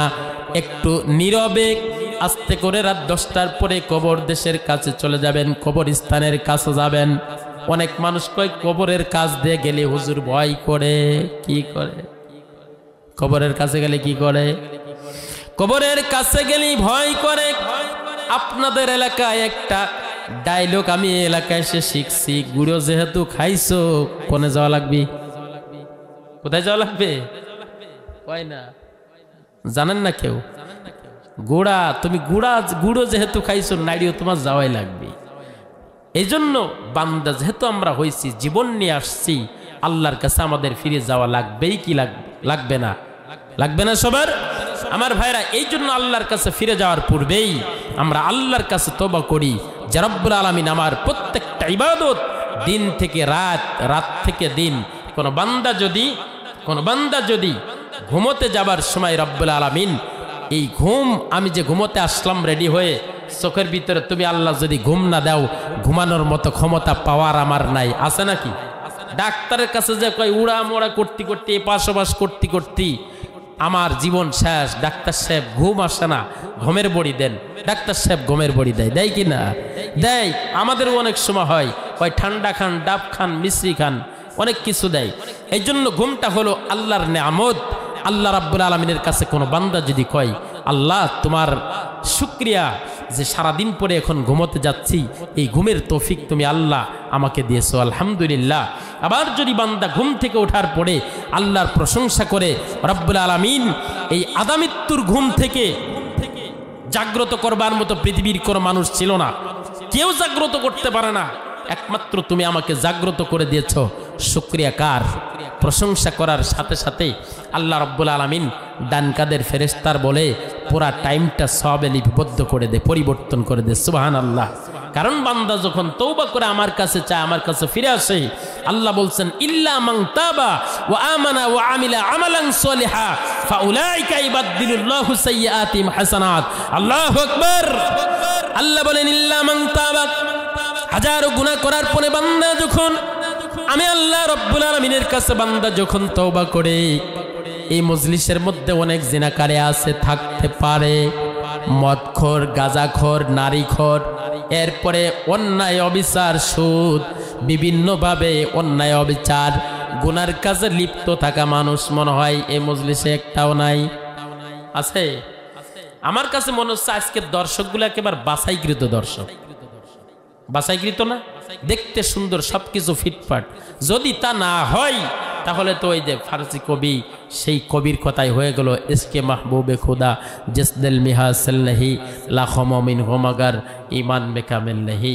শেষ জামানায় এমন সময় আসবে লক্ষ লক্ষ ইমানদার টুপিওয়ালা, লক্ষ লক্ষ জুব্বা পরনেওয়ালা দেখা যাবে, কিন্তু ভিতরে হাত দিলে, সার্চ দিলে মাগার ইমান পাওয়া যাবে না। এই মাল আমরা হয়ে গেছি নাকি? যাই হোক, যে যা আছি, গুনাহ থেকে তওবা করলে মাফ করবেন যিনি, তিনি কে? আমার ভাইয়েরা, আমি কোরআনুল কারীমের এই আয়াতের সাথে আরেকটা আয়াতে কারিমা তিলাওয়াত করেছি, যে আয়াতটা একটি বছর পরে মুসলমানদের জন্য একটা উৎসবের মাস আসছে। এই উৎসবের মাসের ভিতরে বোঝা যাবে কে ইমানদার, কে আল্লাহকে ভয় করে, কে আল্লাহকে ভয় করে না। ঠিক না বেঠিক? কারণ একটি মাস, দ্বিতীয় মাস চলছে। আল্লাহর নবী যখন একটি বছর পরে 9টি মাস পরে যখন রজব মাসের সাক্ষাৎ পেতে বিশ্বনবী সাল্লাল্লাহু আলাইহি ওয়াসাল্লাম তখন আল্লাহর কাছে একটা দোয়া করতেন, আল্লাহুম্মা বারিক লানা ফি রজব ওয়া শাবান ওয়া বাল্লিগনা রমাদান। রব্বুল আলামিন আমাকে রজব এবং শাবান মাসের বরকত আমার আমলনামায় দান করে, সুবহানাল্লাহ। ওয়া বাল্লিগনা রমাদান, আর আমার হায়াতের জিন্দেগিটা রমজান পর্যন্ত আল্লাহ রাব্বুল আলামিন তুমি লম্বা করে দাও। এই যে লম্বা করে দাও, এই হায়াত আল্লাহর কাছে চাইলে আল্লাহ কবুল করবেন কি করবেন না? কোন বান্দা যদি, এই জন্য আল্লাহ বলছেন, কোন বান্দা যদি তোমাদের ভিতরে রোজার মাস পেয়ে যায়, সে যেন অবশ্যই রোজা রাখে। পুরা সিজনে এমন এমন মানুষ আছেন ওয়াজ মিস দেন না, আছেন না নাই? এখানে অনেক দর্শক আছে, কাটিগাড়া দর্শক, 1 নম্বর দর্শক, প্রত্যেকটা ওয়াজে যায়। কোন বক্তা কেমন ওয়াজ করছে, কোন বক্তা কত টাকা নেছে, সব খবর তার কাছে আছে। এমন সাংবাদিক বক্তা, সাংবাদিক শ্রোতা এখানে আছে না নাই? অনেক শ্রোতা আছে, প্রত্যেকটা ওয়াজ মাহফিলে যাবে, সামনে বসবে, বক্তার সামনে একেবারে ফয়েজার বরকত নিয়ে নেয়ার জন্য সামনে বসবে। বলে বক্তার সামনে বসলে সুন্দরভাবে বোঝা যায়, ভিতরে হিট করে। কিন্তু এই ব্যক্তি, এমন ব্যক্তি আছে সারা বছর ওয়াজ শুনেছে কিন্তু রমজানে রোজা রাখবে না, আছে না নাই? এমন পার্টি আছে না নাই? রোজা না থাকলেও একটা জিনিস ভুল করবে না, উস্তাদ আপনার প্রথম কথা অমান্য করে গাছে উঠি নাই, দ্বিতীয় কথা অমান্য করে ডাবটা কাটি নাই, তৃতীয় কথা যদি অমান্য করি তাহলে আমি কি আর মানুষ থাকবো? আমি তো ধ্বংস হয়ে যাব। এমন মুসলমান এখানে আছে, সারা বছর ওয়াজ শুনেছি, সব কিছু করছি, নামাজ পড়ি নাই, রোজার মাসে রোজাটাও রাখি নাই, কিন্তু ইফতারের সময় যদি ইফতারটা না করি তাহলে আল্লাহর কাছে জবাব দেওয়ার মতো কোনো পুঁজি আমার নাই, আছে না নাই? এমন চালাক মুসল্লি আছে না নাই? আমার ভাইরা, সমস্ত চালাকি পৃথিবীর মানুষকে বোঝানো যাবে, কিন্তু যাকে বোঝানো যাবে না, জোরে বলুন তিনি কে? ওই আল্লাহর সাথে চালাকি করা যাবে না। রমাদানুল মুবারক আসছে, এই রমজান মাসে আল্লাহর নবী সাল্লাল্লাহু আলাইহি ওয়াসাল্লাম 313 জন সাহাবা রোজাদার অবস্থায় 17 রমজান বদর প্রান্তে বিশ্বনবী নিয়ে গেলেন, ইসলামের প্রথম বিজয় ছিনিয়ে আনলেন। এই রমজান মাসে আল্লাহর নবী সাল্লাল্লাহু আলাইহি ওয়াসাল্লামের কলিজার টুকরা আমেনা, কলিজার টুকরা আমেনা ফাতেমা, বিশ্বনবীর কলিজার টুকরা ফাতেমা দুনিয়া থেকে চিরবিদায় নিয়ে চলে গেলেন। আমার ভাইয়েরা, মাহফিলে যখন আসি শত শত নারীরা এসেছে, কর্তৃপক্ষ বলেছে হুজুর মা বোনদের বিষয়ে একটু বলেন, আমার সময় শেষের দিকে। আমার ভাইয়েরা, এই যে কুশবাড়িয়া গোরস্থানের উদ্যোগে মাহফিল, এই গোরস্থানে পূর্বপুরুষ চলে গেছে, তাদের ভিতরে শুধু পুরুষ গেছে না, নারীও আছে। জোরে বলেন। কোন একজন নারী আমাদের বিভিন্ন বইয়ের ভিতরে আছে, তুমি একটা শিক্ষিত মা দাও, আমি একটা শিক্ষিত জাতি উপহার দেব। আর আল্লাহর নবী বলছেন প্রত্যেকটা মানুষের জন্য ইলম শিক্ষা অর্জন করা হলো ফরজ। এখানে নারী বলা হয় নাই, পুরুষ বলা হয় নাই। আল্লাহর নবীর স্ত্রী আম্মা জান আয়েশা সিদ্দিকা রাদিয়াল্লাহু তাআলা আনহা আকসারু মিন আলফা হাদিস, 2000-এর বেশি হাদিস কিতাবের ভিতরে বর্ণনা করেছেন। বোঝা গেল হাদিসের ক্লাসেও বিশ্ব নবীর স্ত্রীরা বসতেন, ঠিক কিনা? পৃথিবীর শ্রেষ্ঠ মানব বিশ্ব নবী সাল্লাল্লাহু আলাইহি ওয়াসাল্লাম তিনিও কবরে চলে গেছেন। আল্লাহর নবী বিশ্ব নবী সাল্লাল্লাহু আলাইহি ওয়াসাল্লামের কলিজার টুকরা মা বোনেরা বিশেষ করে একটু খেয়াল করবেন। আল্লাহর আপনাদের জান্নাতের যিনি সরদারিনী হবেন, সাইয়্যিদাতুন নিসাই আহলিল জান্নাহ, তিনি হবেন জান্নাতের সরদারিনী, নাম হলো ফাতেমা। আর পুরুষদের এই যে আমরা পুরুষ মানুষ, আমাদের দুইজন সর্দার থাকবে, একজন হলো ইমাম হাসাইন আর একজন হলো হুসাইন, ঠিক কিনা? এই যে মা ফাতেমা আল্লাহর নবীর কলিজার টুকরা, বিশ্ব নবী যেদিন বিদায় নিয়ে চলে গেছেন, আল্লাহর নবীর বিদায়ের সময় মা ফাতেমা কাছে ছিলেন। ফাতেমা যখন বিশ্ব নবীর ইন্তেকালের সময় জিব্রাইলের চেহারা দেখে ভয় পেয়ে গেলেন। আব্বা বাড়ির বাহিরে, ঘরের বাহিরে এমন একটা অদৃশ্য চেহারাবান এমন ব্যক্তি আমি জীবনে কোনোদিন দেখি নাই। আল্লাহর নবী বললেন, ফাতেমা রে চিন্তা করো না, ভিতরে আসতে দাও, আল্লাহর নবীর ইন্তেকাল হয়ে যাবে। ইন্তেকালের আগ মুহূর্তে ফাতেমা চিৎকার মেরে কান্না গাড়ি করছে। আল্লাহর নবী ফাতেমার কানটা মুখের কাছে এনে বললেন, ফাতেমা রে এই পৃথিবীতে আমি যেদিন বিদায় নিয়ে যাব তার মাত্র 5 থেকে 6 মাসের ভিতরে সর্বপ্রথম আমার পরিবারের ভিতরে তোমার সাথে আমার দেখা হবে, চিন্তা করো না। এই কথা শোনার পরে ফাতেমা মুস্কে হাসি দিলেন। আল্লাহর নবী বিদায় নিলেন। 6 মাস হয়ে গেল, আলীর সাথে সংসার করছেন হযরতে ফাতেমাতুজ জোহরা, যিনি হবেন জান্নাতের প্রত্যেকটা নারীদের সরদারিনী। এই ফাতেমা রমাদানুল মুবারক এসে গেছে। কি মাস? রোজার মাস। আল্লাহর নবীর কলিজার টুকরা ফাতেমা রমজান মাসে দুনিয়া থেকে বিদায় নিয়েছিলেন। মা বোনেরা খেয়াল করে শুনুন, ফাতেমাতুজ জোহরা রাদিয়াল্লাহু তাআলা আনহা রমজান মাসে আলী রাদিয়াল্লাহু তাআলা আনহুর সংসারটা বিশাল, ধনী সংসার ছিল না, গরিব সংসার ছিল। কথা বলে না, ধনী সংসার ছিল না, গরিব সংসার ছিল। বিশ্বনবী বলেছেন, কোন গরিব মানুষ যদি গরিব থাকা অবস্থায় আল্লাহর ইবাদত করে, আল্লাহর বিধিবিধান যথাযথ পালন করে, ধনীদের 500 বছর আগে একজন গরিব মানুষ জান্নাতে পৌঁছে যাবে। সুবহানাল্লাহ।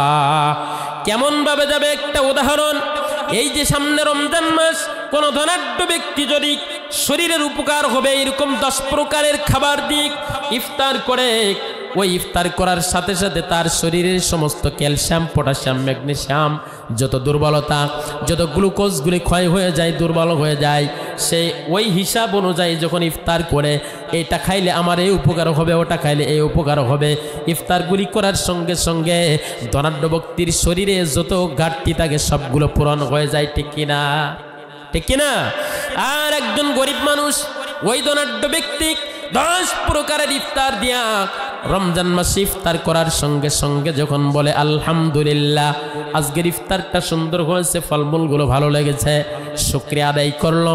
পক্ষান্তরে একজন গরিব মানুষ সামান্য কিছু খাবার দিয়ে, অথবা মুড়ি দিয়ে বা পান্তা ভাত দিয়া, অথবা একটা পেয়ারা দিয়া ইফতার করে ছিঁড়া একটা গামছা দিয়ে মুখ মুছে বলছে আলহামদুলিল্লাহ। আপনারা বুঝে থাকলে বলেন, ওই আলহামদুলিল্লাহর ওয়েট আর ধনাঢ্য ব্যক্তির আলহামদুলিল্লাহর ওয়েট কি কখনো এক হতে পারে? এ মুসলমানেরা, পারে? যেমন পারে না। এই জন্য আল্লাহর নবী সাল্লাল্লাহু আলাইহি ওয়াসাল্লামের কলিজার টুকরা ফাতেমা একমাত্র মেয়ে, তার পরিবারে তার সংসার ছিল অভাবে সংসার। রমাদানুল মুবারক এসে গেলেন, আল্লাহর নবীর কলিজার টুকরা ফাতেমা সেহরি খাওয়ার পরে জায়নামাজের উপরে বসে বসে কোরআনের তিলাওয়াত করতেন। আর আমাদের মা বোনেরা কি কোরআনের তিলাওয়াত করে? আগে গুনগুন আওয়াজ আসতো বিভিন্ন বাড়ি থেকে, এখন কি তা আসে? সকাল সন্ধ্যা আওয়াজ একটা আসে। বিভিন্ন সিনেমার বিভিন্ন জলসা না কি কয়, এই যে আপনার পাবনার দিকেই কোরআনের মাহফিলকে বলে জালসা, ইসলামী জালসা। কি কয়? ইসলামী জালসা। ভোলা, বরিশাল, পটুয়াখালী যাবেন, ওরা বলে হলো তাফসির। এই তোদের তাফসির কবে? আমাদের তাফসির অমুক দিন, আমাদের তাফসিরের দাওয়াত রইল আসিস। ওরা বলে তাফসির, আর আমরা বলি হলো মাহফিল, ওয়াজ মাহফিল। কেউ বলে মাহফিল, কেউ বলে মাহফিল, কেউ বলে ওয়াজ, কেউ বলে তাফসির। আবার কেউ বলে ইসালে সওয়াব। ফুরফুরা শরীফের যত আপনার শ্রোতা মণ্ডলী আছে, ভক্তবৃন্দরা আছে, ফুরফুরা শরীফে বলা হয় ইসাল সওয়াব, দাদা হুজুরির এসাল সওয়াব, দাদা হুজুরির এসাল সওয়াব। এটা হলো তাদের মুখের ভাষা। আর একটু ফরিদপুরে যাবেন, ওই যে একটা কথা আছে না, মন চলেছে সুরেশ্বর, কিসের আবার বাড়ি ঘর, চল নারী পুরুষ একসাথে চলে যায় ওখানে। যাওয়ার পরে ওখানে দেখবেন সুরেশ্বর, চন্দ্রপাড়া, চন্দ্রপুরী, এইরকম দরবারগুলিতে যা করে সেটা হলো ওরস, ওরস মুবারক করে। কি করে না? ওরস মুবারক করে। যাই হোক আমার ভাইরা, যে কথা বলতেছিলাম, আম্মা জান হজরতে ফাতেমাতুজ জোহরা রাদিয়াল্লাহু তাআলা আনহার পরিবার ছিল দুর্বল পরিবার। রমজান মাসে ফাতেমা দুইজন মিলে সেহরি খাওয়ার পরে আলী চলে যেতেন মসজিদের জামাতে, আর ফাতেমা জায়নামাজের উপরে বসে বসে কোরআনের তিলাওয়াত করার পরে আস্তে করে একটু ঘুমিয়ে যেতেন, অল্প সময় ঘুমিয়ে থাকতেন। এরপরে কি করতেন? অল্প সময় ঘুমিয়ে থাকার পরে উঠে পড়তেন, সংসারের কাজবাজ করতেন। হঠাৎ করে ফাতেমাতুজ জোহরা রাদিয়াল্লাহু তাআলা আনহা জায়নামাজের উপর হালকা একটু তন্দ্রাচ্ছন্ন ভাব হয়েছে। এমন সময় বিশ্বনবী সাল্লাল্লাহু আলাইহি ওয়াসাল্লাম ইন্তেকালের 6 মাস পরে স্বপ্ন দেখাচ্ছেন, ফাতেমা রে, আজকে ইফতার, আজকে সেহরি হয়েছে আলীর সাথে, আর ইফতার হবে তোমার জান্নাতে আমার সাথে। তোমার আর আমার ইফতারের জন্য জান্নাতে ইফতার প্রস্তুত চলছে। সুবহানাল্লাহ বলেন, জোরে বলুন সুবহানাল্লাহ। এবার হযরতে ফাতেমাতুজ জোহরা রাদিয়াল্লাহু তাআলা আনহা, মা বোনেরা, সামনে রমজান মাস আসছে, এই জন্য খেয়াল করেন, আমার সময় শেষের দিকে মেহমান আসবেন। আমার ভাইয়েরা, আল্লাহর নবীর কলেজার টুকরা স্বপ্ন দেখার সাথে সাথে ঘুম থেকে উঠে পড়লেন। উঠে পড়ার পরে চিন্তা করলেন, আমার বাবার চেহারা সুরাত কোনো শয়তান ধরতে পারে না। আমার বাবার স্বপ্ন পবিত্র অবস্থায় জায়নামাজের উপরে যখন আমি দেখেছি, তখন আমার বাবার স্বপ্ন জীবনে কোনোদিন মিথ্যা হতে পারে না। এবার ফাতেমাতুজ জোহরা একদিকে আনন্দ লাগছে, অপরদিকে ছোট্ট বাচ্চা হাসাইন আর হুসাইনের দিকে যখন চিন্তা করে তখন কান্না করে। চিন্তা করলেন আমার আর ঘুম হবে না, যে অনেকগুলি আটা গুলিয়ে নিলেন, হাসান হুসাইনের জামা কাপড় পরিষ্কার করবার জন্য পাত্রে ভিজিয়ে দিলেন। আলী রাদিয়াল্লাহু তাআলা আনহু মসজিদে জামাত শেষে বাড়িতে চলে আসলেন। জায়নামাজে প্রত্যেকটা দিন যেখানে ফাতেমাতুজ জোহরা জায়নামাজের উপরে ঘুমিয়ে থাকে, বিশ্রাম করে, সেখানে চলে গেলেন। যাওয়ার পরে দেখলেন ফাতেমা নাই। আলী রাদিয়াল্লাহু তাআলা আনহু এবার চিন্তা করলেন কোথায় গেছে ফাতেমা। খুঁজতে খুঁজতে রান্না করে যখন পেয়েছেন, বলতেছেন, ফাতেমা রে, পুরা রমজানের রুটিন তোমার সারা জীবন দেখে আসছে একরকম, আর আজকে ভিন্ন রকম। কারণ কি? সারাদিন আমরা রোজা রাখবো, কেবলমাত্র সেহরি খেয়েছি। ফাতেমা, রান্না করে তুমি আটা নিয়ে রেডি হয়েছো, কারণ কি? এই মুহূর্তে আটা কি কাজে লাগবে? ও ফাতেমা, হাসাইন আর হুসাইনের অনেকগুলি কাপড় চোপড় ভিজিয়ে দিয়েছো, কারণটা কি এত সকালে? ফাতেমাতুজ জোহরা রাদিয়াল্লাহু তাআলা আনহা কান্না ঠেকাইতে পারলেন না। আলী রাদিয়াল্লাহু তাআলা আনহুকে বলে দিলেন কানে কানে, প্রাণের স্বামী গো, আল্লাহর নবী, আমার বাবা তো আপনারা বলেছেন, আনা মাদিনাতুল ইলমি ওয়া আলিয়ুম বাবুহা, আমি হলাম এলেমের একটা শহর, আর আমার আলী হলো সেই শহরের দরজা। আল্লাহু আকবার। ও আলী, আমার আব্বা পৃথিবী থেকে বিদায় নেওয়ার পরে এই মুহূর্তে পৃথিবীর সবথেকে বড় আলেম, বড় জ্ঞানী হলো তুমি। তুমি কি জানো না 6 মাস পূর্বে আমার আব্বা আমাকে বলেছিল, ফাতেমা রে, 6 মাসের মধ্যে তোমার সাথে আমার দেখা হবে। আমি জায়নামাজের ভিতরে যখন একটু তন্দ্রাচ্ছন্ন ভাব হয়েছে, আমি একটু ঘুমিয়ে গিয়েছি, এমন সময় আমার আব্বা বলেছেন, ফাতেমা রে, আজকে আলীর সাথে যখন সেহরি খেয়েছ, আজকের ইফতারটা জান্নাতে আমার সাথে হয়ে যাবে। সুবহানাল্লাহ। কান্নাকাটি করতেছেন নবীর মেয়ে ফাতেমা। আলীও কান্নাকাটি করে। কান্নাকাটির ভিতরে ফাতেমা বলতেছে, প্রাণের স্বামী গো, ও আমার প্রাণের স্বামী, জীবনে কোনোদিন তোমার আমি মনের মতো করে খেদমত করতে পারি নাই, অনেক ত্রুটি আমার হয়ে গেছে। নারী হিসাবে, স্ত্রী হিসাবে যেইভাবে তোমার খেদমত করা দরকার ছিল আমি পারি নাই, আমারে মাফ করে দিও। যদি আমারে মাফ না করো তাহলে আমি নবীর মেয়ে হয়েও জান্নাতে যেতে পারবো না, ছাড় পাবো না। হযরত আলী রাদিয়াল্লাহু তাআলা আনহু বলতেছেন, ও ফাতেমা রে, ফাতেমা রে, তুমি এমন অপমানজনক কথা আমারে বলো না। কারণ হলো বিশ্বজগতের সব থেকে শ্রেষ্ঠ মানুষ, তার নাম হলো মুহাম্মাদুর রাসূলুল্লাহ। এই পৃথিবীর শ্রেষ্ঠ মানবের কলিজার টুকরা তুমি একমাত্র মেয়ে, কিন্তু সেই মেয়েকে আমি ঘরে এনে জীবনে কোনোদিন পেট পুরে খাবার দিতে পারি নাই, কোনোদিন তোমার একটা ভালো পোশাক দিতে পারি নাই। ফাতেমা রে, ত্রুটি হয়ে গেছে, গরিবী জীবন যাপন আমার সাথে করেছ। ফাতেমা রে, আমি আলীকে তুমি মাফ করে দিও। যদি আমাকে মাফ না করো, কিয়ামতের দিন একটি পা আমি বাড়াইতে পারবো না। তুমি নবীর মেয়ে, তোমার যে ইজ্জত দেওয়ার কথা আমি সেটা করতে পারি নাই। দুইজন কান্নাকাটি করতেছে। হঠাৎ করে হাসাইন আর হুসাইন, আল্লাহর নবীর জামাতা এবং মেয়ের কাছে এসে বলতেছে, আব্বা আলী তুমি কেন কান্দো? আব্বা তুমি কেন কান্নাকাটি করো? মা তুমি কেন কান্নাকাটি করো? একটা রেওয়াজ ছিল, ফাতেমাকে যখন হাসাইন এবং হুসাইন যন্ত্রণা দিতেন, ফাতেমা বলতেন, যা এখান থেকে সরে যা, নানার কবরের পাশে চলে যা। হাসাইন আর হুসাইন পৃথিবীর শ্রেষ্ঠ নানা মুহাম্মাদুর রাসূলুল্লাহর কবরের পাশে গিয়ে দাঁড়ায় দাঁড়ায় থাকতেন, বসে থাকতেন, শুয়ে থাকতেন। আল্লাহর নবী কবর থেকে গুনগুন করে কথা বলতেন। এই নানা নাতির গল্প জীবনে পৃথিবীর কোনো মানুষ শুনতে পারে নাই। আল্লাহু আকবার। আমার ভাইরা, ফাতেমা বলতেছে, হাসাইন আর হুসাইন, এই মুহূর্তে তোমার বাবার কথা আর আমার কথার ভিতরে থাকতে পারবে না, যাও তোমার নানার কাছে চলে যাও। হাসাইন আর হুসাইন মার কথা অমান্য করতো না, চলে গেলেন নানার কাছে। নানার কাছে যাওয়ার সঙ্গে সঙ্গে আল্লাহর নবী কবর থেকে বলে দিয়েছেন, ও হাসাইন, হুসাইন রে, বেঁচে থাকলে নানার সাথে নানার কবরের পাশে আসতে পারবে, কিন্তু আজকের পরে আর জীবনে কোনোদিন মার কুদরতি চেহারাটা আর দেখতে পারবে না। হাসাইন হুসাইন দ্রুত চলে যাও, মায়ের কাছে চলে যাও। আগামীকাল আমার কবরের পাশে আসতে পারবে, কিন্তু মাকে আর পাবে না। যাও যাও, মার চেহারাটা সারা জীবনের মতো একটু মন ভরে দেখে নাও। হাসাইন হুসাইন দৌড় দিয়ে চলে গেছে।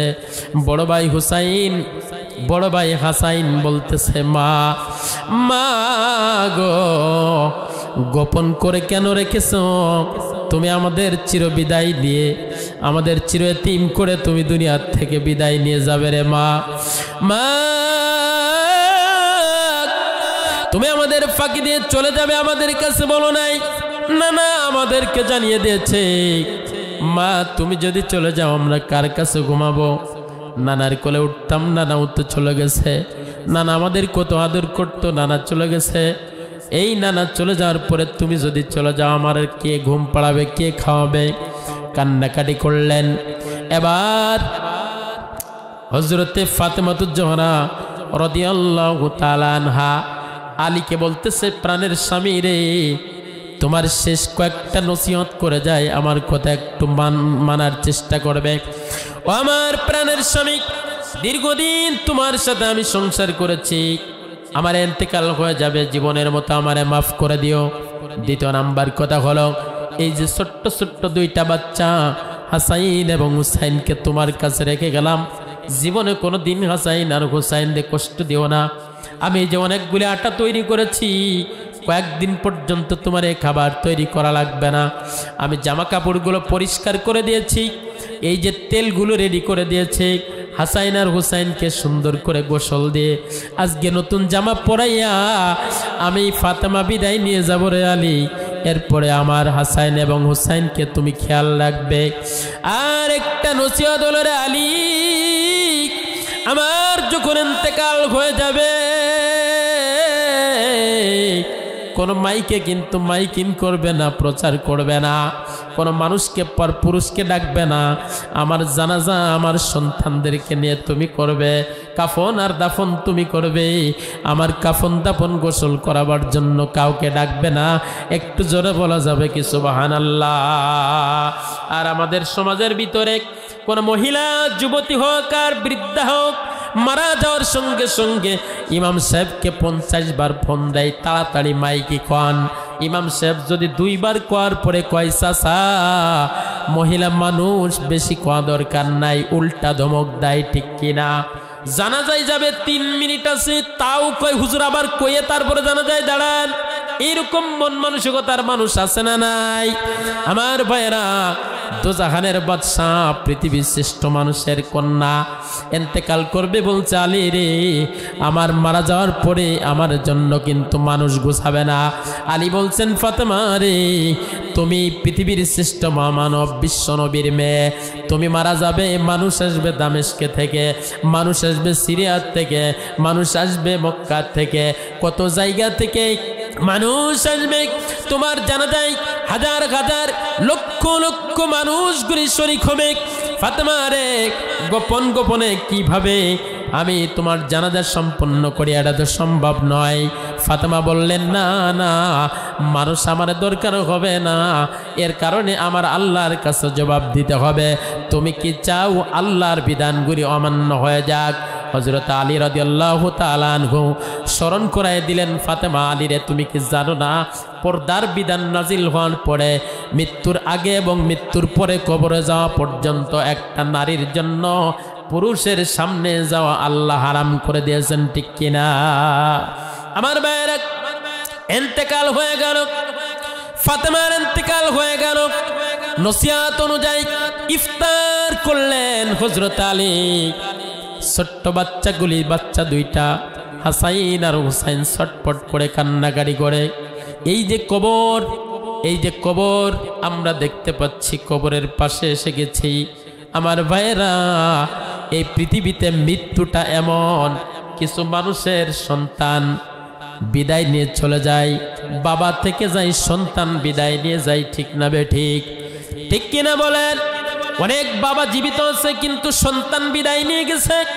গত 31শে জানুয়ারি ফরিদপুরের ভিতরে আমি প্রোগ্রামে গেছি। আমার এই সোফার পাশে বসে বসে কান্না করতেছে আর ওয়াজ শুনতেছে। আমি চিন্তা করলাম, এমন ওয়াজ তো আমি করি না যেই ওয়াজের কারণে কান্নাকাটি করা লাগে, চোখে পানি, আর বারবার বারবার এমনভাবে তাকায় দোয়া চাই, হুজুর আমার সন্তানটার জন্য একটু খাস দোয়া করেন। জোরে বলুন আল্লাহু আকবার।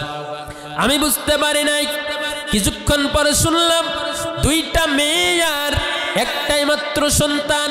বড় সন্তানটা হলো ছেলে, কি চমৎকার তার চেহারা, পৃথিবীর বর্ণনায়, আমাদের যুগের বর্ণনায় আমরা ভালো চেহারাবান বলি, নায়কের মতো বলি, ঠিক কিনা?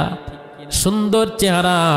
এই সুন্দর চেহারার বাচ্চাটার ছবি আমার দেখায় কান্দে দিয়েছে, হুজুর এই যে আমার বড় ছেলে, এরপরে 2টা মেয়ে, আল্লাহ 2টা মেয়ে রাখছে, এই ছেলেটা হঠাৎ করে স্টক করে বিদায় নিয়ে চলে গেছে।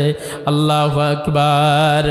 এমন ধৈর্য আর সহ্য করার মতো তৌফিক যিনি দেন, জোরে বলেন তিনি কে? এই জন্য আসার সিরিয়াল আছে, মুসলমান যাওয়ার সিরিয়াল নাই। ওই ব্যক্তিও দেখলাম ভালো শক্ত আছে, নিজের বুঝ নিজেই নাই, তার যিনি কোনো চাওয়া পাওয়া আর নাই। এই জন্য মৃত্যু এমন জিনিস, কে কোথায় চলে যায় কোনো গ্যারান্টি কারণ নাই, আছে নাকি? হাজারো ছোট বাচ্চা, কোলের বাচ্চাগুলি মারা যাচ্ছে। স্ত্রীকে রেখে স্বামী চলে যায়, স্বামীকে রেখে স্ত্রী চলে যায়, নাতিকে রেখে দাদা চলে যায়, আবার দাদাকে রেখে নাতি চলে যায়। ছোট্ট বাচ্চাকে রেখে মা ফাতেমা যখন কবর দেশে চলে গেলেন, হযরত আলী রাদিয়াল্লাহু তাআলা আনহু ইফতার করার সঙ্গে সঙ্গে চিন্তা করলেন জানাজা সম্পূর্ণ, কাফন দাফন সম্পূর্ণ করতে হবে। আল্লাহর নবীর জামাতা হযরত আলী রাদিয়াল্লাহু তাআলা আনহু জানাজা সম্পূর্ণ করার জন্য রেডি হচ্ছেন, কিন্তু হাসান আর হুসাইন ছোট মানুষ, এই ছোট মানুষদেরকে নিয়ে কিভাবে জানাজা নামাজ পড়াবে, কিভাবে দাফন করবে, সম্ভব হয় না। খাটিয়ার এক পাশ ধরতে পারে, আর এক পাশ ধরতে পারে না। আল্লাহর নবীর জামাই মনে মনে চিন্তা করতেছে এখন কি করে। এদিকে বিশ্বনবী কবর থেকে, রওজা থেকে হযরতে আবু যার গিফারিকে স্বপ্ন দেখায় বলতেছেন, আবু যার গিফারি রে, ও আবু যার গিফারি, আমার ফাতেমার খাটিয়াটা ধরবার জন্য হয়ে গেছে, তাড়াতাড়ি যাও আমার ফাতেমার খাটিয়াটা ধরে কবর দেশের ভিতরে নামায় দাও। আল্লাহু আকবার। ফাতেমার কবরের নিকটে চলে আসলেন আবু যার গিফারি। আবু যার গিফারি আসার পরে হযরতে আলী রাদিয়াল্লাহু তাআলা আনহু বললেন, আবু যার গিফারি রে, আমি তো কোনো প্রচার পোস্টার করি নাই, কোন মানুষকে খবর দি নাই, কিভাবে জানলে?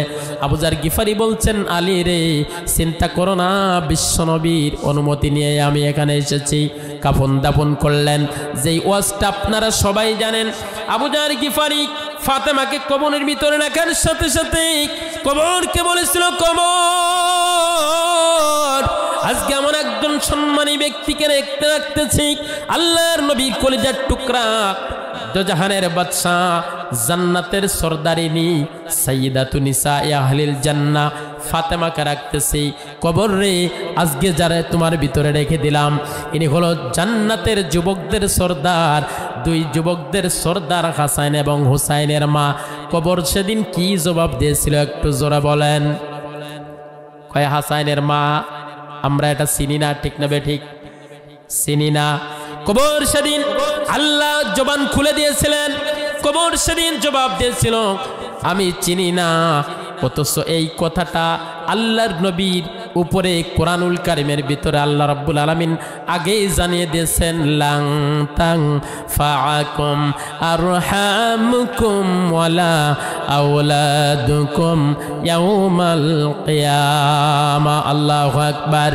কিয়ামত যেদিন সংগঠিত হয়ে যাবে, সেদিন সম্পদ সন্তানগুলি কোনো কাজে আসবে না। নিজের আমল দিয়ে নিজেই দাঁড়াতে হবে কিয়ামতের ময়দানে।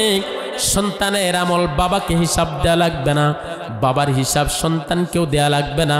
বিচার সালিশির পরে কারোর মাজা পানি, কারোর হাঁটু পানি, কারোর 10 বছরের জেল, কারোর 5 বছরের জেল। অ্যাপিল করার একটা সুযোগ বাংলাদেশে সুপ্রিম কোর্টে আছে। কিয়ামতের ময়দানে আল্লাহ রাব্বুল আলামিন কিছু মানুষের অ্যাপিল করার সুযোগ দেবেন। এর ভিতরে থাকবে হলো হাফেজ, থাকবে হলো আলেম, থাকবে হলো নেককার সন্তান, ঠিক না বেঠিক? আমার ভাইয়েরা, এই জন্য কবরে আমাকে যেতে হবে, একাই যেতে হবে, নিজের হিসাব নিজেকেই দিতে হবে। আল্লাহর নবীর কলিজার টুকরা ফাতেমার বেলায় কবর কি বলেছিল? আমি ফাতেমাকে চিনি না, কোন রাজা বাদশাকে চিনি না, আমি চিনি হলাম আমল। যারা নেক আমল নিয়ে কবর দেশে আসতে পারবে, ওই বান্দাদের চিনি। ওই বান্দার জন্য কবরটা আল্লাহ জান্নাতের বাগান বানিয়ে দেবে। জোরে বলুন আল্লাহু আকবার। এই জন্য আল্লাহ তাআলা বলছেন, আল্লাযী খালাকাল মাউতা ওয়াল হায়াতা লিয়াবলুয়াকুম আইয়ুকুম আহসানু আমালা। আমি আল্লাহ মরণ সৃষ্টি করেছি এবং জীবন সৃষ্টি করেছি। লিয়াবলুয়াকুম, আমি পরীক্ষা করবার জন্য সৃষ্টি করেছি। আইয়ুকুম, তোমাদের মাঝে, আহসানু আমালা, কোন কোন ব্যক্তি ভালো কাজ করে আর কারা খারাপ কাজ করে, ঠিক না বেঠিক? এই জন্য আমরা ভালো কাজ করতে কারা কারা প্রস্তুত? লিল্লাহি তাকবীর। আয় রব্বুল আলামিন, এই শোলকুপার জমিনে কুসুমারিয়া গোরস্থানের পাশে বসে বসে আল্লাহ হাতটা একটু নাড়া দেন, হাতটা একটু নাড়া দেন। আল্লাহ, গভীর রজনীতে কোনো মানুষের দেখানোর জন্য নয়, আল্লাহ একমাত্র তোমার দেখানোর জন্য আমরা ওয়াদা করতে চাই, আর জীবনে খারাপ কাজ করব না, অন্যায় কাজগুলি করব না। একটু জোরে বলুন, অন্যায় কাজ কি করব? আল্লাহ, অন্যায় কাজ করব না। আল্লাহ, সকল প্রকার খারাপ কাজ থেকে আমাদেরকে বিরত রাখার তৌফিক দান করো। একটু জোরে বলা যাবে কি আমিন?